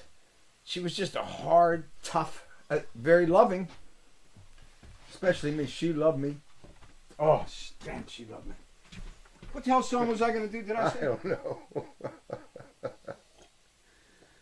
I had something in mind. See if I can recognize it here. God damn it, I forget. I had one, picked it up. Picked it in? I picked it up. Ah. And I don't know which one. I mean, there's several, so what the hell's the difference, right? There's thousands. Check it out. It's a little thing called the haves and the have-nots. The have-gots and the have-nots. Let's send this out to the have-nots. To sons of bitches, got no work. Sons of bitches, bags empty. You know, case of beer's empty. Got no beer. Terrible. Beer. I said that wrong. Beer. There you go. The word beer is better than the word beer. Beer is a one-syllable word. Beer. It really just kind of like pisses itself away when you say it. But when you say beer, now you're giving its significance that it deserves. You know what I mean, Tom? Beer. Let's have a beer. It elevates the substance, beer, to a status of quality. As opposed to beer, it's like See, nothing. I never say just beer. I say beers. Yeah, well, Harry has beers. Beers. They say it like that. Beers. Let's have a couple beers. Beers. You're talking about the have-gots and the have-nots. And the have-nots, I just burped it. I farted earlier, I burped, I slobbered, I spit. That's why It's a show. But you know what? I can't smell myself yet. Maybe I'll. If I just start going running in place, I can start smelling myself, and then I know that I worked. If you won't, I will. How about Harry Bottoms, ladies and gentlemen? Have we put our hooves together for Harry yet today? Here's the sound of hooves going together. How great is that sound? Like little pygmy goats. Do you remember Olympia? Oh, I got pictures of that little thing. You know, I used to know a pygmy goat. Harry knew her. I knew. She was a friend of Moondog's. She was a three-legged goat. Well, a goat that good you can't eat all at once. You What? That was the best line of the night, touch me. I hate it when he outdoes me. You know, I've been talking shit for 2 hours straight almost, and he hits one goddamn line and it kicks my ass. I don't know how I'm going to go on with the rest of my sorry life. How's that one go, though, H? That Olympia's in, it goes like, I got a friend spend money like a whore. He got 2 of everything, and he still wants more. He got a 3-legged goat and a 1-eyed cat. Yeah. And they're all crazy like a shithouse rat. Get over here! Shithouse rat. Yeah. Did you ever hear that song? It's a good one. Yeah. Did you ever notice it was about Olympia, the 3-legged goat, who took a shit right on stage, right where I stand. I got pictures of that. At Moondogs at the club. I got a picture of the poop. Tom's covering his eyes. Harry took a picture of the droppings. Yeah. And then he had dinner.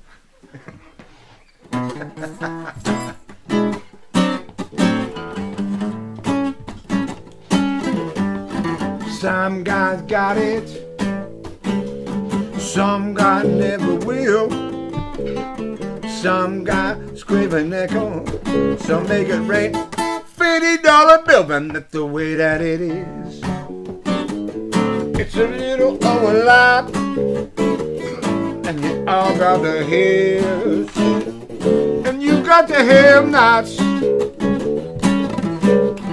Some guys are born with a silver spoons up on a stand in a welfare line. Some guys are sipping Dom Perignon. Some are slurping country moonshine, and that's the way that it is. It's a little overlap, and you all got the hips, and you got the have-nots, got the haves, got the have-nots, got the haves, got the have-nots. Crowded at the bottom, lonely at the top. You got the haves, and you got the have-nots.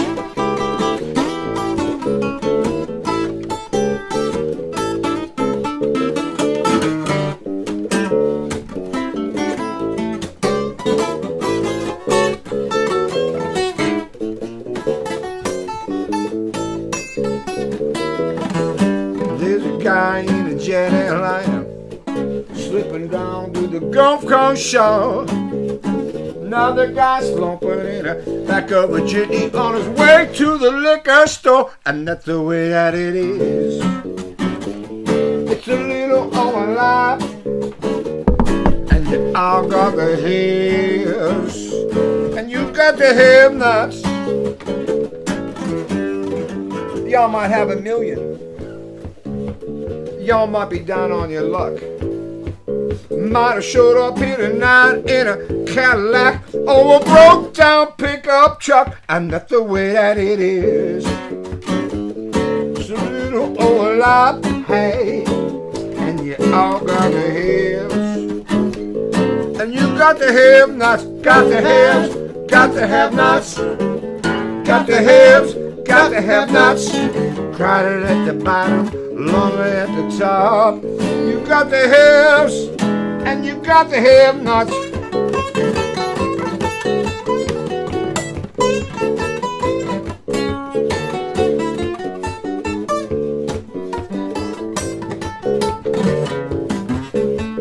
Crowded at the bottom, lonely at the top.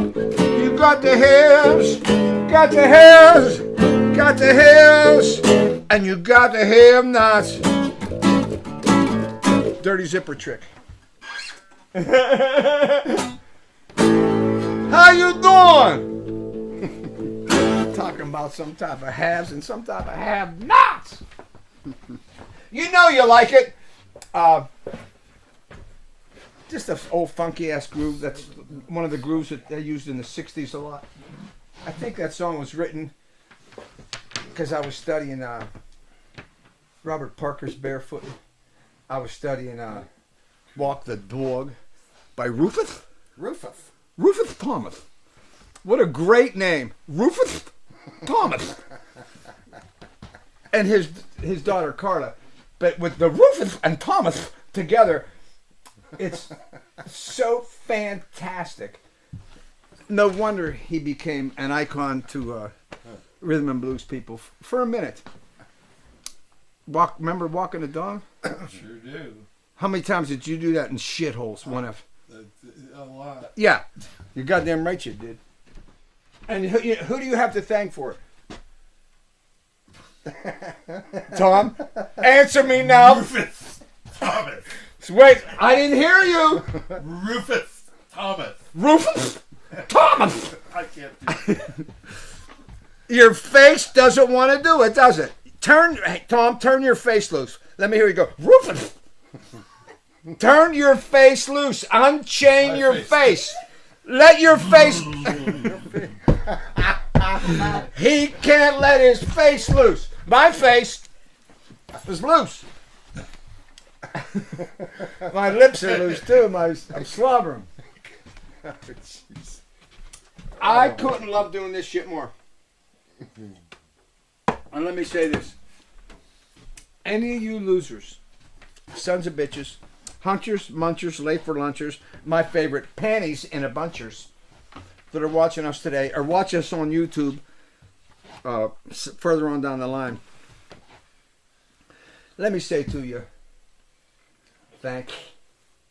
I want to thank you because you mean so much to me. When you, some of the things Can you get a whistle into that? You know my friend Larry G, Pittsburgh Larry on Facebook. Sometimes when we'd be drunk, high up, being totally stupid, watching G.G. Allen videos at 5 o'clock in the morning. No. And Larry would start talking, and he would refuse to talk without whistling. He could whistle when he would talk, and he would be, and we'd all be just looking at him and wanting to punch him, and wanting him to make him stop, but he wouldn't stop. And it was. He was real good at it, though.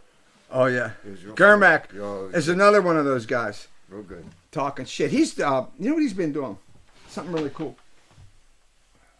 He's been doing walking tours of unique sites while he's catting in Manhattan, right?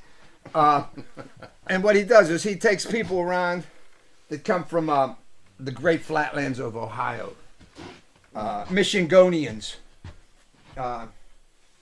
people from Arkansas that come to the city and want to drink in some of the coolness of what has happened there. And Larry has it all on a walking tour. And this is where Sid Vicious and his old lady were living. Nancy, they were living. This is where Dylan was living for a while with that Dago broad. This is, you know, all these different cool sites. Richard Hell. Remember Richard Hell and the Voidoids? They had that guitar player, Robert Quine. Yeah. I had him come and play over across the street at one of my clubs. Robert Quine, he was just a delicious guitar player. And Richard Hell was a stone weirdo, but I wasn't mad at him for it. But Larry did that in New York City, and now, you hunters, he's doing it in New York City, and he's also doing it where else?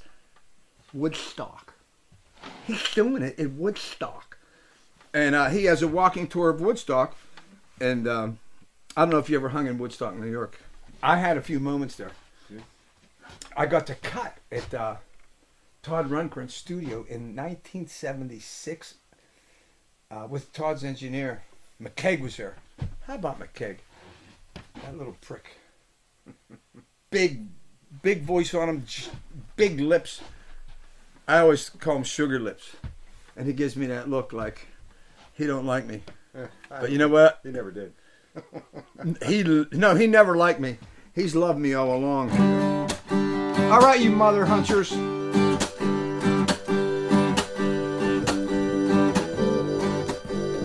You know what the Cisco said? The Cisco kid said to Poncho years ago?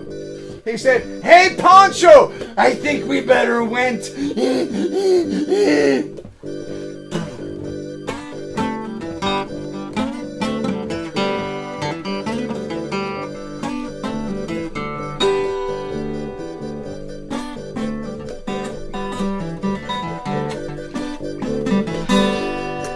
Have I been wasting my time doing the things that I love? Sure seems like it, don't it?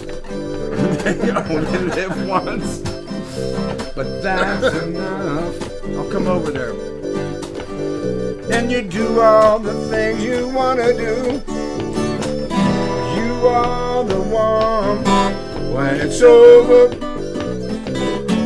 said and done. Well, I made up my mind to take my time and be strong.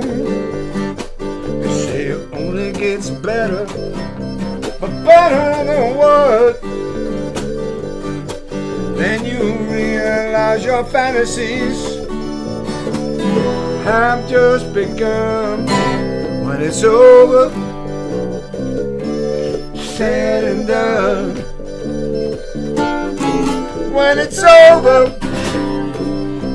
I know I'll be standing.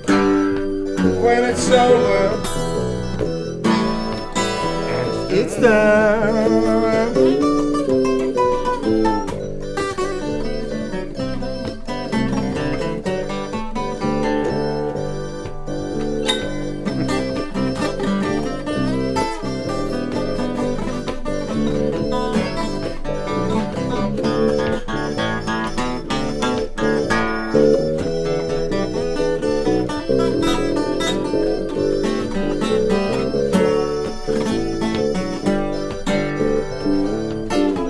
When it's over, I know I'll be standing. When it's over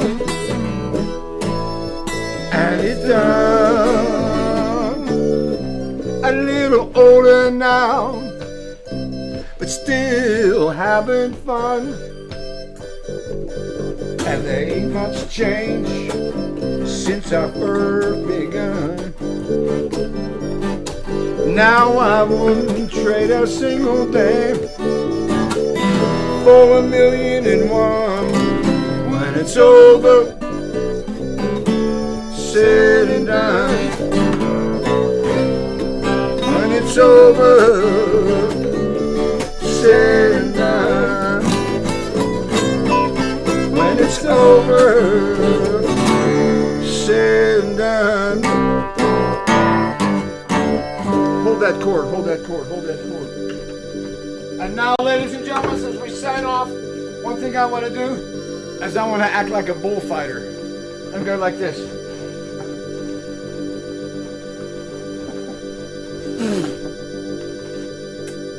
You got it. All right, now get the hell out of here. Well, you got enough bull.